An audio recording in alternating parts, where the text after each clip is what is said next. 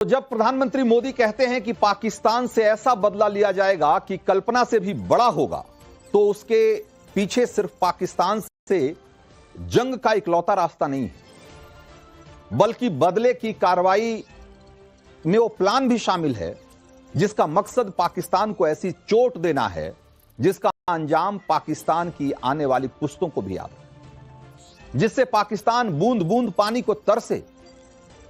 और यह plan Indus water treaty को सस्पेंड करके भारत ने पहले ही एक्टिवेट कर दिया और जिसका असर अब दिखना शुरू भी हो गया और पाकिस्तान का गला सूखने लगा।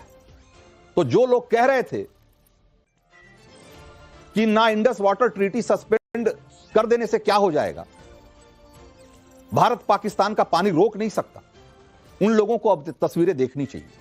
आज हम ऐसी बहुत सारी तस्वीरें दिखाने वाले हैं। भारत ने चिनाब नदी पर बने सलाल बांध के गेट को पूरी तरीके से बंद कर दिया। इससे पाकिस्तान की तरफ जा रही चिनाब नदी का जलस्तर बहुत कम हो गया है और इसकी जो तस्वीरें सामने आई है उसमें साफ देखा जा सकता है कि सलाल बांध के गेट बंद होने के बाद चिनाब नदी सूखी हुई दिखाई दे रही है। इतना ही नहीं, भारत ने पाकिस्तान का पानी रोकने में रामबन जिले के बगलिहार बांध का भी इस्तेमाल किया है और उसके गेट को भी बंद कर दिया। यह बांध भी चिनाब नदी पर है। अब चिनाब नदी के बाद सरकार की योजना है कि ऐसी ही कार्रवाई झेलम नदी पर भी की जाए। झेलम पर बने किशनगंगा बांध के लिए भी इसी तरह की योजना बनाई जा रही है, उसके भी गेट बंद करने की प्लानिंग, जिससे पाकिस्तान जा रही इस नदी का जलस्तर और कम हो जाएगा।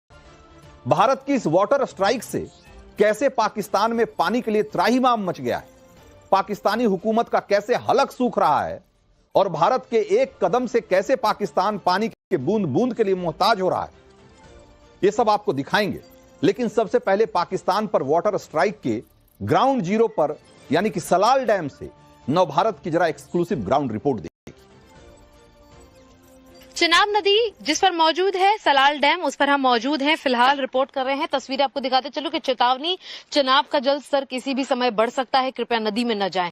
ये वार्निंग है जो हिंदी, अंग्रेजी, उर्दू माध्यम में लिखी गई है, लेकिन पाकिस्तान को जो भाषा समझ में आती है वो लिखावट में कहीं लिखी नहीं गई है और इसीलिए भारत उसे एक एक्शन के तौर पर पाकिस्तान को वो बोली समझा रहा है जिसे वो समझते हैं। एक तरफ ये देख सकते हैं आप चिनाब नदी का पानी है, एक उसका जल स्तर भी आप समझ पाएंगे कि काफी ज्यादा स्टोरेज जो है वो यहाँ किया गया है, पानी को पूरी तरह से ठहराया गया है और ये आप पूरा एक रास्ता देख पा रहे हैं जिसका डैम का आपको उपयोग है वो नजर आएगा। ये पावर स्टेशन है सलाल डैम पर।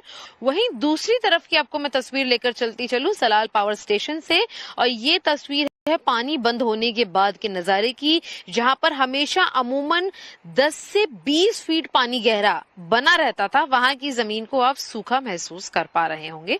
जो पानी यहाँ पर आपको नजर आ रहा है वो यहाँ पर गड्ढों में बसा हुआ वो मलबा है जिसे डैम की सफाई के लिए बहाया जाता है और उसके बाद ये पूरा नदी का जो रास्ता है ये शांत है, खाली है, खोखला है और यही रास्ता जो है ये पाकिस्तान की ओर जाता है। तो साफ तौर पर आपको मैं बता दूं कि जब भारत ये चेतावनी दे रहा है कि वो बूंद बूंद पानी के लिए पाकिस्तान को तरसाएगा, तो ये उसकी सबसे पहली तस्वीर है, ये ट्रेलर है। तो जो लोग मोदी सरकार के इंडस वाटर ट्रीटी को सस्पेंड करने के फैसले का मजाक उड़ा रहे थे, उन्हें अब समझ में आ रहा होगा कि यह फैसला पाकिस्तान पर किसी न्यूक्लियर अटैक से कम पावरफुल नहीं है, क्योंकि जंग सिर्फ तोप या गोले और मिसाइल चलाने से नहीं जीती जाती। जंग कूटनीति के मोर्चे पर भी लड़ी जाती और उसके कई पहलू होते हैं, उसके कई मोर्चे होते हैं और अलग अलग मोर्चों पर दुश्मन को मात देनी होती है, चोट देनी होती है। और इंडस वाटर ट्रीटी भी ऐसा ही एक मोर्चा है जिससे पाकिस्तान प्यास से ही मर जाएगा, जिसका ट्रेलर अब पाकिस्तान में दिखना शुरू हो गया है। लेकिन उसके बारे में आपको आगे बताएंगे। पहले आप यह जान लीजिए कि पाकिस्तान सिंचाई और पीने योग्य पानी की आपूर्ति के लिए मुख्य तौर पर बगलिहार डैम पर निर्भर करता है, जिसका फ्लो रोककर भारत ने पाकिस्तान ही नहीं बल्कि पूरे पाकिस्तान के अस्तित्व पर एक स्ट्राइक किया। चिनाब नदी पर बना बगलिहार बांध run of the river plant के रूप में बनाया गया, यानी बगलिहार बांध के जरिए भारत सिर्फ उतना ही पानी रोक सकता है जितना बिजली उत्पादन के लिए जरूरी है। कोई बहुत बड़ा डैम नहीं है कि जिसमें कि आप बहुत बड़ी मात्रा में पानी को रोक कर रख सकें। यानी कि आपके पास इस तरह का मैकेनिज्म नहीं है कि पानी के फ्लो को आप जैसे चाहे वैसे प्रभावित कर सकते। ऐसे हाइड्रो पावर प्लांट बड़ी मात्रा में पानी नहीं रोक सकते और बहते पानी के फोर्स का इस्तेमाल करके वो टरबाइन को घुमाते हैं, जिससे कि बिजली पैदा होती है। साल 2008 में पाकिस्तान की आपत्ति के बावजूद भारत ने बगलिहार हाइड्रो पावर प्लांट बनाया था, लेकिन आज तक कभी इस बांध के जरिए पाकिस्तान का पानी नहीं रोका गया, लेकिन अब रोक दिया गया। यह बताता है कि यह भारत की पाकिस्तान पर वाटर स्ट्राइक का एक हिस्सा है। National hydro electric power corporation के हवाले से यह दावा किया गया है कि रिजर्वायर से गाद निकालने की प्रक्रिया, जिसको डीसिल्टिंग कहते हैं, उसके लिए बगलिहार और सलाल बांध के फाटकों को बंद किया गया है, जिसकी वजह से 90% तक पानी का प्रवाह पाकिस्तान की तरफ कम हो गया है और अब किशनगंगा बांध के फाटक गिराकर गाद साफ करने की योजना पर काम चल रहा है। इसको डीसिल्टिंग कहते हैं। आपको मैं बता दूं कि अभी तक जो इंडस वाटर ट्रीटी थी, जो सिंधु जल समझौता था, उसके तहत भारत डीसिल्टिंग का एक काम सिर्फ अगस्त के महीने में ही कर सकता था, जब मॉनसून अपने चरम पर होता है, यानी कि नदी में पानी की कोई कमी नहीं होती या पाकिस्तान की तरफ भी पानी की ऐसी कोई किल्लत नहीं होती। सिर्फ ये डीसिल्टिंग का काम, यानी कि सारे गेट को खोलकर सारा पानी निकालकर उसकी गाद को साफ करने का काम और उसके बाद फिर से गेट बंद करके रीफिलिंग का काम, ये जो पूरा डीसिल्टिंग का प्रोसेस है, ये सिर्फ अगस्त में हो सकता था। लेकिन भारत ने चूंकि इंडस वाटर ट्रीटी को सस्पेंड कर दिया है, तो यह काम वो कभी भी कर सकता है और उसकी शुरुआत उसने अब कर दी। और वैसे समय में जब गर्मियां हैं, जब गर्मी का सीजन है और पाकिस्तान में पहले ही पानी की किल्लत होती है, इस सब वैसे समय में आपने डीसिल्टिंग शुरू कर दिया, यानी कि अब एक बार पूरी तरीके से पानी भरकर फिर उसे खाली किया जाएगा और उसके बाद फिर से फाटक बंद करके फिर से रिजर्वायर को भरने का काम होगा। और इसमें जब रीफिलिंग का काम होगा तो उसमें कई दिन तक फाटक बंद रहेंगे।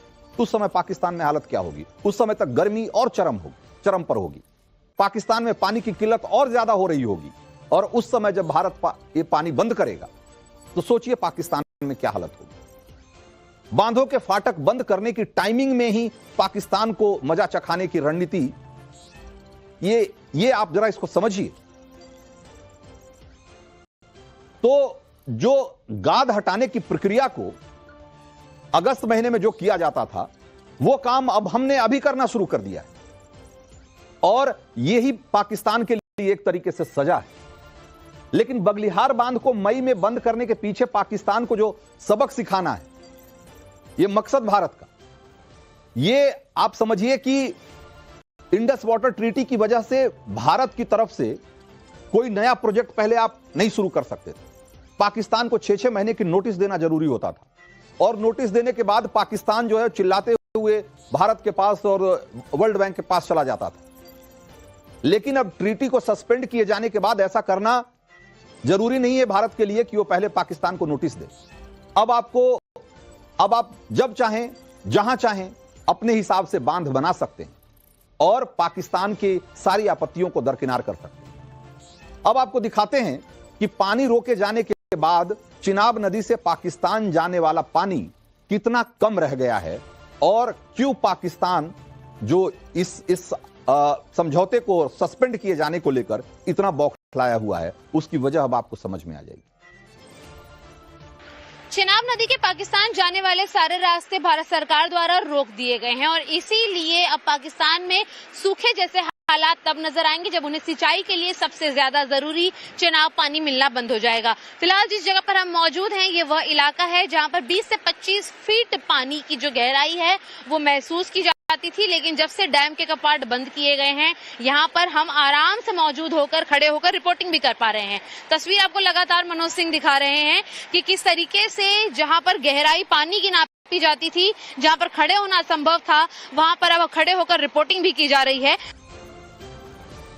तो पाकिस्तान इस समझौते को रद्द किए जाने को लेकर यूएन जाने की बात कर रहा है, वर्ल्ड बैंक की याद दिला रहा है, लेकिन इंडस वाटर ट्रीटी को सस्पेंड करके भारत ने न सिर्फ पाकिस्तान पर बदले की कार्रवाई की है, बल्कि समझौते को तोड़ने का भारत का फैसला, या तोड़ना नहीं कहे तो भी कम से कम सस्पेंड करने का जो फैसला, ये क्यों जरूरी था, इसको भी समझिए।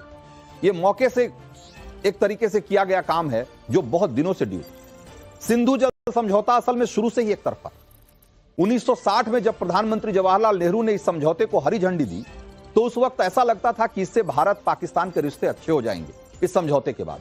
लेकिन नेहरू का आकलन गलत निकला और इसका एहसास बाद में उन्हें हुआ भी। नेहरू इंडस वाटर ट्रीटी एक ऐसा समझौता है जो सारी जिम्मेदारी भारत के ऊपर मढ़ता है लेकिन सारा फायदा पाकिस्तान को देता है। जैसे कुछ उदाहरण से समझिए आप।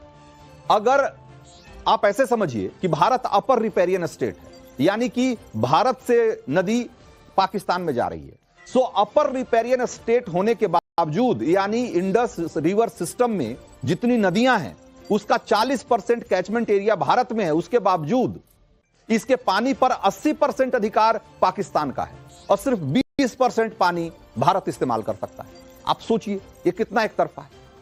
भारत के लिए इससे बुरा और क्या हो सकता है। इस जल समझौते में जवाबदेही का बोझ सारा भारत पर है। कैसे, जरा इसको ऐसे समझिए कि 1960 में हुए इस समझौते के तहत भारत को इंडस वाटर फंड में $172 मिलियन देने पड़े थे, जो आज की तारीख में रकम 30,000 करोड़ से भी ज्यादा है। और पैसे के हिसाब, अगर इसी पैसे से पाकिस्तान में नहरों का पूरा जाल बिछाया गया, यानी पानी भी आपका, पैसा भी आपका और मौज पाकिस्तान का। हमारे कहते हैं ना कि माल महाराज का और मिर्जा खेले होली, वही वाली बात है। और देखिए ये समझौता एक तरफा कैसे है। एक ऐसी ट्रीटी है, एक ऐसा समझौता है जिसमें कोई एग्जिट क्लॉज नहीं है। मतलब आप बाहर नहीं आ सकते इस समझौते से। सोचिए, मतलब आप इस समझौते में एक बार आपने हस्ताक्षर कर दिए तो अब हमेशा हमेशा के लिए आप उससे बंध गए। और इसी बात का हवाला देकर पाकिस्तान दुनिया भर में घूम रहा है कि भारत ने एक तरफा कार्रवाई की। लेकिन अंतर्राष्ट्रीय मामलों के एक्सपर्ट एक कह रहे हैं कि भारत के पास पूरा अधिकार है कि वो इस समझौते पर पुनर्विचार करे, क्योंकि दुनिया की कोई भी संधि देश काल और परिस्थिति बदल जाने पर बदली जा सकती है। और 1960 में जब यह समझौता हुआ था तब भारत पाकिस्तान की स्थिति अलग थी और आज अलग है। पाकिस्तान से आतंकवाद खुलेआम बढ़ावा दिया जा रहा है और इसका हवाला देकर भारत इस समझौते को रोक सकता है।